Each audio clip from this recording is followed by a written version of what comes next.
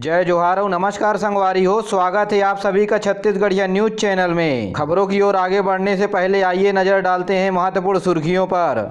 प्रदेश मुख्यमंत्री भूपेश बघेल ने भूमकाल आंदोलन को आदिवासियों के जल जंगल जमीन और स्वतंत्रता की लड़ाई बताया है। उन्होंने कहा कि शहीद वीर गुंडाधुर ने सीमित संसाधनों के बाद भी अंग्रेजों से लोहा लिया और वे अंग्रेजों के सामने झुके नहीं, उन्होंने आदिवासी समाज को जोड़े रखा। मुख्यमंत्री भूपेश बघेल ने भूमकाल स्मृति दिवस के अवसर पर रायपुर कार्यालय से नगर पालिका परिषद कांकेर के चौक में वीर गुंडाधुर की अदम्य कद्र प्रतिमा का लोकार्पण किया। मुख्यमंत्री ने कहा कि हमारे इस देश की आजादी में वीर स्वतंत्रता सेनानियों का अमूल्य योगदान रहा। जिस तरह से इनके कौशल को रेखांकित होना था नहीं हो पाया, लेकिन अब हमारा आदिवासी समाज जागरूक हो रहा है। आपको बता दें कि आज से 112 साल पहले यानी 1910 में भूमकाल विद्रोह वीर गुंडाधुर के द्वारा किया गया था और इस विद्रोह में लोग लाल मिर्ची और आम की टहनी दिखा करके विरोध कर रहे थे। 1910 में गुंडाधुर फरार हो गए, अंत में अंग्रेजों के पकड़े में नहीं आए, इसलिए इन्हें छत्तीसगढ़ का तात्या टोपे भी कहा जाता है।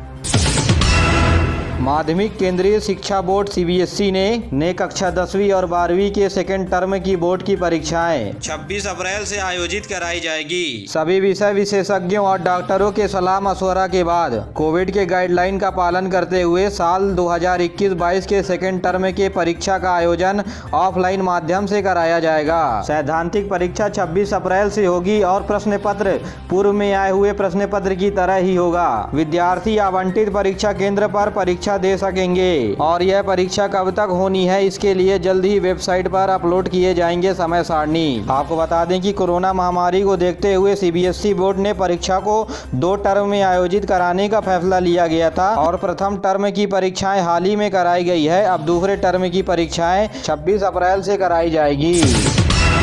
प्रदेश में मिलेट मिशन के तहत कोदो, कुटकी और रागी के उत्पादन रकबे को बढ़ाने के लिए कार्य योजना बनाई जाएगी। इन अनाजों को मोटे अनाज की श्रेणी में रखा गया है। मुख्य रूप से सुकमा, बस्तर और दंतेवाड़ा जिले में कुल 69,000 हेक्टेयर पर इसकी खेती की जाती है और अगले साल इसी फसल के उत्पादन को बढ़ाकर 1,17,000 हेक्टेयर की जाएगी। मुख्य सचिव अमिताभ जैन ने कोदो, कुटकी और रागी के मिलेट मिशन के तहत मार्केट उपलब्ध कराने तथा प्रसंस्करण के लिए कार्य योजना बनाने हेतु अंतरिम समिति को निर्देश दिए हैं। उन्होंने मिलेट फसलों के उत्पादन के लिए किसानों को प्रेरित करने और इसका फायदा बताकर किसानों को जागरूक करने को कहा। कोदो, कुटकी और रागी की प्रदेश में 20 जिलों पर खेती की जाती है और सबसे ज्यादा इसकी बीजापुर और सुकमा जिले में खेती होती है। छत्तीसगढ़ एक बार फिर देश में धान खरीदी के मामले पर पंजाब के बाद दूसरे स्थान पर आ गया है। जी हाँ, उत्तर प्रदेश, पश्चिम बंगाल और झारखंड जैसे क्षेत्रों को छोड़ करके देश भर में दूसरा स्थान प्राप्त किया है। प्रदेश में अब तक 98 लाख क्विंटल धान की खरीदी की जा चुकी है, जो अब तक का सबसे ज्यादा आंकड़ा है। इस दौरान करीब प्रदेश में 22 लाख किसानों में से करीब 21,53,000 किसानों ने अपना धान बेचा है। वहीं 20,000 करोड़ रुपए किसानों के खाते में गए हैं और इससे बाजार अब गुलजार होने वाले हैं और ये 20,000 करोड़ रुपए बाजार में किसी न किसी माध्यम से आएंगे और जीएसटी से सरकार के पास वापस चले जाएंगे। तो वहीं छत्तीसगढ़ का राजनांदगांव जिला बनने जा रहा है ऐतिहासिक। जी हां, इस जिले के डोंगरगढ़ में स्थित मां बमलेश्वरी मंदिर के शिखर पर 198 किलो के तांबे की कलश की स्थापना की गई। इस कलश की खास बात यह है कि 1.25 करोड़ रुपए के सोने से बना पत्थर भी लगाया गया है और मां बमलेश्वरी के दरबार में इस विशेष कलश की स्थापना के लिए जगन्नाथपुरी के विद्यापीठ शंकराचार्य स्वामी नीलानंद सरस्वती मंदिर पहुंचे हुए हैं, जिनके माध्यम से इस विशेष कलश की प्राण प्रतिष्ठा भी की गई। छत्तीसगढ़ के किसी भी जिले और किसी भी कोने से आईटीआई करने वाले स्टूडेंट के लिए सुनहरा मौका है। भिलाई स्टील प्लांट ने 339 पदों के लिए जारी किया है विज्ञापन। इच्छुक उम्मीदवार 6 मार्च तक कर सकेंगे ऑनलाइन आवेदन। तो वहीं परीक्षा के बिना मेरिट के आधार पर किया जाएगा चयन। जी हाँ, प्रदेश के इच्छुक अभ्यर्थी अगर आईटीआई और इंजीनियरिंग में से कोई एक किसी भी विषय पर डिप्लोमा किया है तो उनके लिए देश के सर्वश्रेष्ठ इस्पात संयंत्र में नौकरी करने का मौका मिल सकता है। आपको बता दें कि मेरिट में सिलेक्शन के बाद सभी अभ्यर्थियों को ट्रेनिंग दी जाएगी। अधिक जानकारी के लिए इच्छुक उम्मीदवार भिलाई स्टील प्लांट के वेबसाइट पर जाकर के आवेदन और प्रक्रिया को देख सकते हैं। आपको बता दें, भिलाई स्टील प्लांट के पोर्टल का वेबसाइट आपको स्क्रीन पर फ्लैश होते नजर आ रहा होगा। पंडित रविशंकर शुक्ल यूनिवर्सिटी में प्रैक्टिकल की परीक्षाएं ऑफलाइन होगी। जी हां, पहले ऑफलाइन माध्यम से सैद्धांतिक यानी थ्योरेटिकल परीक्षा होगा और मुख्य सेमेस्टर की परीक्षा खत्म हो जाने के बाद 10 दिनों के भीतर प्रैक्टिकल परीक्षा ऑफलाइन माध्यम से कराए जाएंगे। कोविड गाइडलाइन का करना होगा पूरी तरह से पालन। रायपुर से बड़ी खबर, रविशंकर शुक्ल यूनिवर्सिटी टॉपर छात्रों की बना रही है लिस्ट। खास बात यह है कि घर से परीक्षा देकर भी टॉप करने वाले को रविशंकर शुक्ल यूनिवर्सिटी देगा गोल्ड मेडल। घर में बैठकर परीक्षा देने वाले ऐसे होनहार विद्यार्थियों का दीक्षांत समारोह में होगा सम्मान। इस दौरान अलग अलग विभागों के छात्रों को कुल 60 gold medal बांटेगी Ravishankar Shukla university. Jagdalpur नगर निगम ने शहर को गार्बेज फ्री बनाने के लिए काम शुरू कर दिया है। इनके तहत डोर टू डोर कचरा इकट्ठा करने वाली गाड़ियों में एक चिप लगा दिया गया है। इसके साथ वृंदावन कॉलोनी के 50 घरों में भी चिप लगाए गए हैं। इसके चलते नगर निगम कार्यालय से अधिकारी गाड़ी की निगरानी कर पा रहे हैं और ऐसे गाड़ी वालों को भी ट्रैप किया जा रहा है जो घरों का कचरा नहीं आने पर कचरा को कहीं पर भी फेंक देते थे। अभी इसे पायलट प्रोजेक्ट के रूप में एक वार्ड में चलाया जा रहा है और इस प्रोजेक्ट के सफल होने पर पूरे नगर निगम क्षेत्र में इसका संचालन किया जाएगा। जगदलपुर में भ्रष्टाचार का मामला सामने आया है। 22 जनवरी से हड़ताल चल रहा था, जिसके बाद अगली 7 दिनों के लिए इसे रद्द कर दिया गया है। इस मामले को लेकर के बस्तर के पीड़ित राज्यपाल के दरबार में पहुंचे और पीड़ित आंख में आंसू लेकर के अपनी तकलीफों को बताया, जिसके बाद बस्तर कलेक्टर से राज्यपाल ने बात करते हुए इस मामले की जाँच के लिए एक टीम गठित करने के निर्देश दिए हैं। जगदलपुर के संजय गांधी वार्ड के 40 परिवारों ने पार्षद के ऊपर आरोप लगाया है। बताया जा रहा है कि आवास योजना बनवाने के लिए 25-25 हजार रुपए पार्षद के द्वारा लिए गए थे, जिसके बाद पार्षद के खिलाफ FIR दर्ज करने को लेकर के भी हड़ताल जारी रहा। बिलासपुर के 19 बंधुआ मजदूरों का महाराष्ट्र से रेस्क्यू किया है। ईंट भट्ठों में मजदूरों को बंधक बनाया गया था। रोजगार की लालच में यहां के मजदूर महाराष्ट्र गए हुए थे, जिसके बाद कलेक्टर की पहल से इन बंधुआ मजदूरों को महाराष्ट्र से छुड़वाया गया है।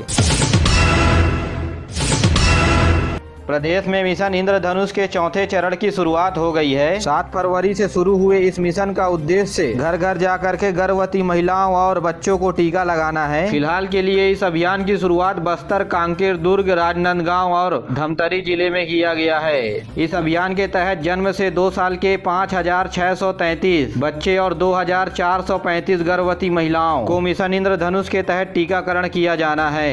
अभियान के माध्यम से जो बच्चे टीका नहीं लगवाए हैं उन्हें भी लगाया जाएगा। आपको बता दें कि राज्य में यह टीकाकरण अभियान 3 चरणों में पूरा किया जाएगा। पहला चरण 7 फरवरी से 13 फरवरी, दूसरा चरण 7 मार्च से 13 मार्च और तीसरा चरण 4 अप्रैल से 10 अप्रैल के बीच चलाया जाएगा। और इस टीकाकरण के लिए 7 दिन चुना गया है, जहां गांव के आंगनबाड़ी केंद्रों में टीका लगाया जाएगा।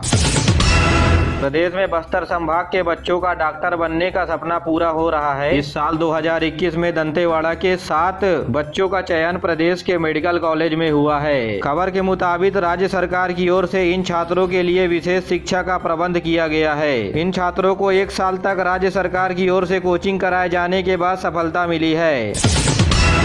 छत्तीसगढ़ के प्राइवेट स्कूलों में RTE के तहत एडमिशन की प्रक्रिया 17 मार्च से शुरू होगी। एडमिशन के लिए लॉटरी सिस्टम से किया जाएगा, तो वहीं इसके लिए DPS ने शेड्यूल भी जारी कर दिया है। पिछले साल RTE के तहत 4000 सीटें खाली रह गई थी और प्राइवेट स्कूलों में आवेदन की प्रक्रिया 2 चरणों में होगी, जहां पहले चरण में आवेदन लिए जाएंगे तो वहीं दूसरे चरण में सीट आवंटन लॉटरी के सिस्टम के मुताबिक किया जाएगा।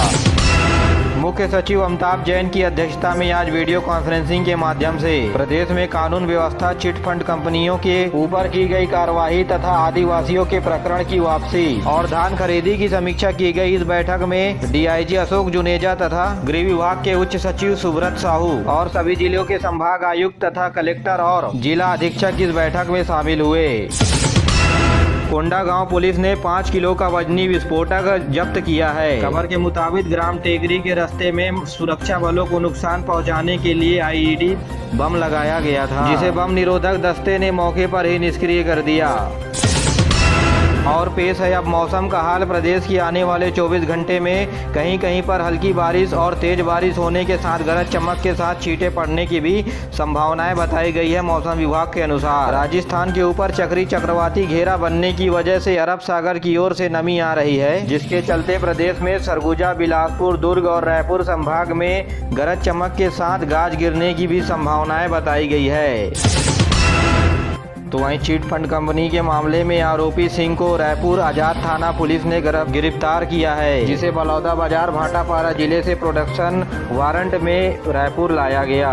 सीएम भूपेश बघेल के सख्ती के बाद भी बिलासपुर में खनिज विभाग और जिला प्रशासन के ऊपर कोई असर नहीं दिख रहा है, जिसके परिणाम स्वरूप रेत माफिया अवैध उत्खनन के साथ साथ अवैध भंडारण करने में लगे हुए हैं, जिसके चलते रेत की कीमत 2 से 2.5 गुनी बढ़ गई है। इधर जिला प्रशासन रेत उत्खनन क्षेत्रों तथा डंपिंग क्षेत्रों में जाकर के महज दिखावे की कार्रवाई कर रही है। राजकिशोर नगर स्थित मुफ्ती धाम के पास 100 हाइवा रेत को जब्त किया गया था, जिसके बाद उनकी आगे ही ठेकेदारों ने रेती उठाकर ले गए। यही हाल मधुबन समेत अन्य इलाके में भी है, जहां बड़ी मात्रा में रेती को डंप करके रखा गया है और जब्ती करने का भी दावा किया जा रहा है। सीएम के सख्ती के बाद भी रेत का अवैध परिवहन शहर के अलग अलग इलाकों में जारी है।